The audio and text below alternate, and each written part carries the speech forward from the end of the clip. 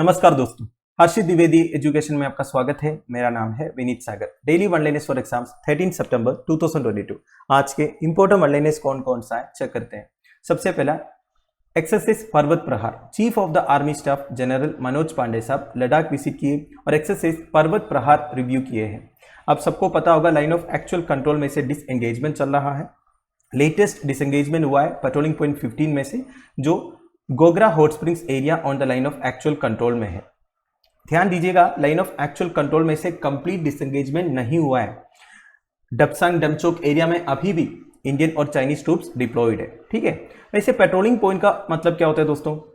They are identified and marked on the LAC which are patrolled with a stipulated frequency by the security forces। तो basically line of actual control में एक एक marking है दोस्तों, patrolling points, जहां तक हम अपना क्लेम, फिजिकल क्लेम असर्ट कर सकते हैं। तो उधर हम रूटीनली पेट्रोलिंग करते हैं। ठीक है, तो एक एक नंबर्स दिया हुआ है, पेट्रोलिंग पॉइंट 1 2 3 4 इस तरह। ठीक है, तो ये पेट्रोलिंग पॉइंट 15 में से अभी डिसएंगेजमेंट हुआ है। नाउ इस एक्सरसाइज में newly inducted all terrain vehicles use किया गया था, लाइक K9 वज्रा, होवित्सेस एक्सेट्रा। होवित्सेस क्या है दोस्तों? बेसिकली एक टाइप का गन है जिसे शेलिंग कर सकता है। होवित्सर 155 mm गन के बारे में आपने शायद सुना होगा, हमने कारगिल वार में यूज किए थे। वैसे पुराना बोफोर्स स्कैंडल केस के बारे में आपने सुना होगा, जब राजीव गांधी जी प्राइम मिनिस्टर थे तो इसी होवित्सर गन को लेके वो स्कैम था। ठीक है, वैसे काफी यूजफुल गन्स है होवित्सर। तो इसका एक लेटेस्ट वर्जन है K9 वज्रा होवित्सेस। ठीक है, नाउ ये एक्सरसाइज पर्वत प्रहार तो ईस्टर्न फ्रंट में चल रहा है ना, वेस्टर्न फ्रंट में भी एक एक्सरसाइज कंडक्ट हुआ दोस्तों, एक्सरसाइज गगन स्ट्राइक। ये भी आप ध्यान दीजिएगा। ठीक है, अगला है 76 startups on border to address water challenges in urban sector. Ministry of housing and urban affairs 76 startups को शॉर्टलिस्ट किया है under the India water pitch pilot scale startup challenge. तो देखिए, इस प्रोग्राम के अंडर मिनिस्ट्री इन स्टार्टअप्स को financial support provide करेंगे ऑफ ₹20 लाख ईच। तो इनका काम क्या होगा? इन्हें fields of water supply, used water management, water body rejuvenation, ground water management, ये सब में काम करना है। वैसे ये स्टार्टअप्स को शॉर्टलिस्ट किया था based on a challenge launched in March this year under Amrut 2.0 mission. ठीक है, वैसे अमृत मिशन का फुल फॉर्म क्या है? Atal mission for rejuvenation and urban transformation. वैसे ये मिशन जून 2015 में लॉन्च किया था to ensure that every household has access to a tap with assured supply of water and a sewerage connection। तो बेसिकली हर घर में वाटर टैप कनेक्शन प्रोवाइड करना and A sewerage connection भी प्रोवाइड करना, ये अमृत मिशन का ऑब्जेक्टिव है। तो अमृत मिशन का सेकेंड फेज है दोस्तों अमृत 2.0, जो इसी साल मार्च में लॉन्च किया था। तो अमृत 2.0 मिशन के अंडर एक चैलेंज मिनिस्ट्री ने ऑर्गेनाइज किया था, जिसमें ये 76 स्टार्टअप्स को अभी शॉर्टलिस्ट किया है। ठीक है, now Amrut 2.0 aims to provide 100% coverage of water supply to all households in around 4700 ULBs। तो बेसिकली अर्बन लोकल बॉडीज में हर घर में वाटर कनेक्शन इंश्योर करना अमृत 2.0 का ऑब्जेक्टिव है दोस्तों। वैसे देखिए 1.14 crore water tap connections have been provided, taking total connections to 4.14 crore in Amrut cities. तो देखिए टोटल 4.14 करोड़ कनेक्शंस दे चुका है दोस्तों अमृत मिशन के। अगला है Agnikul Cosmos secured first patent for 3D printed rocket engine. Agnikul Cosmos one of the India's private space startup है। इन्होंने अपना पहला पेटेंट सिक्योर किया है for design and manufacturing of its 3D printed rocket engine. देखिए क्या है, अग्निकुल कॉस्मोस इंडिया का एक प्राइवेट स्पेस स्टार्टअप है। ठीक है, ये अपना एक रॉकेट लॉन्च करने वाला है इसी साल, और रॉकेट का नाम है अग्निबाण। तो इस रॉकेट के लिए एक 3D प्रिंटेड रॉकेट इंजन इन्होंने डिजाइन एंड मैन्युफैक्चर किया था।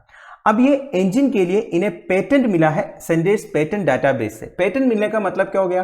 बेसिकली राइट्स मिलना। अब ये इंजन इनका हो जाएगा, बेसिकली इसका कोई कॉपी नहीं कर सकता। इसमें जो टेक्नोलॉजी यूज किया है वो बेसिकली इन्होंने इन्वेंट किया है। जैसे कि आपने कॉपीराइट्स के बारे में सुना होगा ना दोस्तों, वैसे ही समझ लीजिए ये जो पेटेंट है। नाउ वैसे आपको पता होगा दोस्तों, इंडियन स्पेस रिसर्च ऑर्गेनाइजेशन आजकल प्राइवेट स्पेस स्टार्टअप्स को एंकरेज कर रहा है कॉमर्शियल स्पेस ऑपरेशंस में। देखा जाएगा तो ग्लोबली कॉमर्शियल स्पेस ऑपरेशंस में इंडिया का जो शेयर है वो 2% है। ठीक है, अगर कोई प्राइवेट स्पेस स्टार्टअप को स्पेस रिलेटेड एक्टिविटीज में पार्टिसिपेट करना है या फिर इंडिया का स्पेस रिसोर्सेस यूज करना है, तो ISRO कॉन्डक्ट करना होगा ना। जैसे कि अग्निकुल कॉस्मोस अभी रॉकेट लॉन्च कर रहा है, रॉकेट कहां से लॉन्च करेंगे? ऑब्वियस ही बात है ISRO का जो लॉन्च पार्ट्स है वही यूज करेंगे ना। तो ISRO सबसे पहले कॉन्टैक्ट करना पड़ेगा। तो इसके लिए ISRO एक सिंगल पॉइंट इंटरफेस एस्टैब्लिश किया है दोस्तों, दैट इज आईएन स्पेस। देखिए, IN space will act as a single point interface between Indian Space Research Organisation and everyone who wants to participate in space related activities और use India space resources. तो directly ISRO contact करने की जरूरत नहीं है, ISRO एक single point interface बना के रखा है, वो है आईएन स्पेस। समझ गए ना दोस्तों? Now it will also hand hold, promote and guide the private industries in space activities through encouraging policies and a friendly regulatory environment. तो बेसिकली आईएन स्पेस जो है प्राइवेट इंडस्ट्रीज को गाइड करेंगे, promote करेंगे स्पेस एक्टिविटीज में, उन्हें encourage करेंगे और एक फ्रेंडली रेगुलेटरी एनवायरनमेंट भी क्रिएट करके देंगे। ठीक है। फाइनली अग्निकुल के बारे में, अग्निकुल 2017 में फाउंड हुआ था by Srinath Ravichandran, professor of IIT Madras. वैसे दिसंबर 2020 में Agnikul Indian Space Research Organisation के साथ एक एग्रीमेंट भी साइन किया था under the IN space initiative.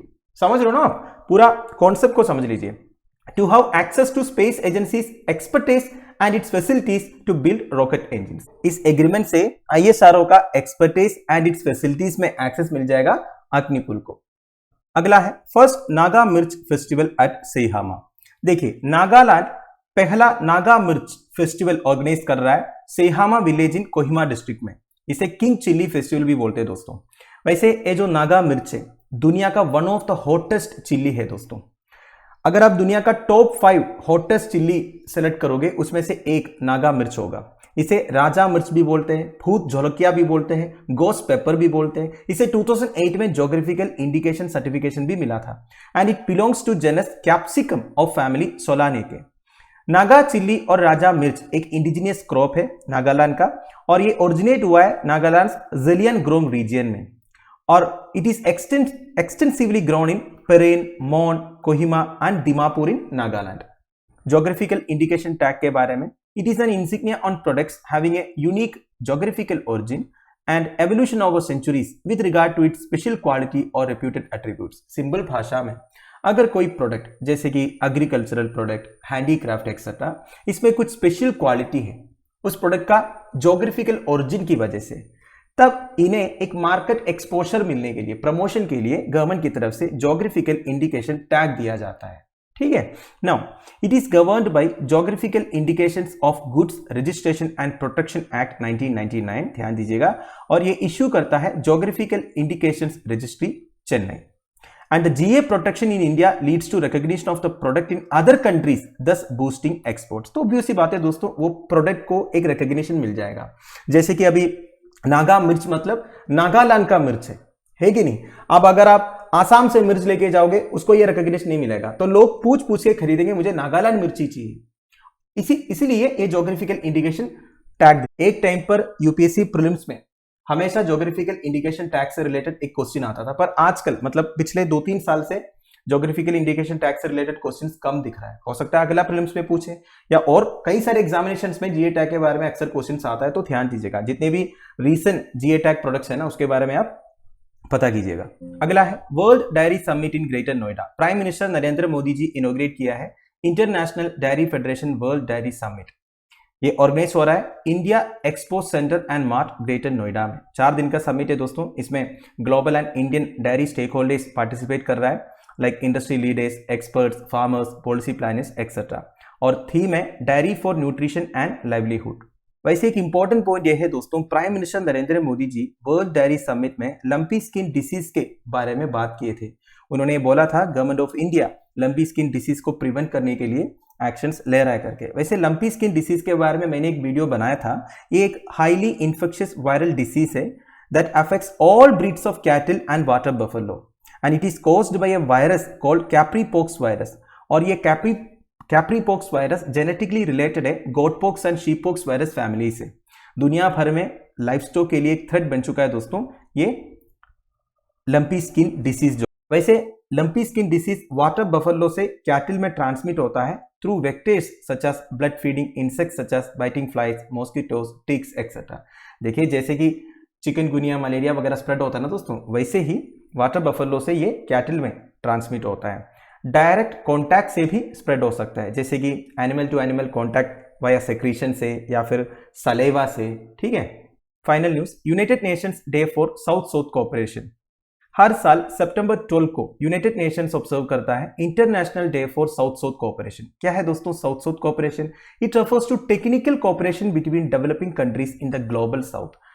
South south cooperation क्यों बोलते हैं दोस्तों? अगर आप ग्लोब चेक करोगे आपको पता चलेगा जितने डेवलप्ड कंट्रीज है उसमें मैक्सिमम ग्लोब का नॉर्थ एंड साइड में है और साउथ एंड साइड में जो है मेजोरिटी डेवलपिंग कंट्रीज है। तो ये डेवलपिंग कंट्रीज के बीच में टेक्निकल कोऑपरेशन इंश्योर करने का एक प्रोग्राम है south south cooperation. The day also commemorates the adoption of Buenos Aires plan of action, बापा। देखिए बापा अडॉप्ट हुआ था सितंबर 12, 1978 को। तो उसी दिन को कॉमेमोरेट करने के लिए हर साल सितंबर 12 को United Nations international day for south south cooperation observe करता है।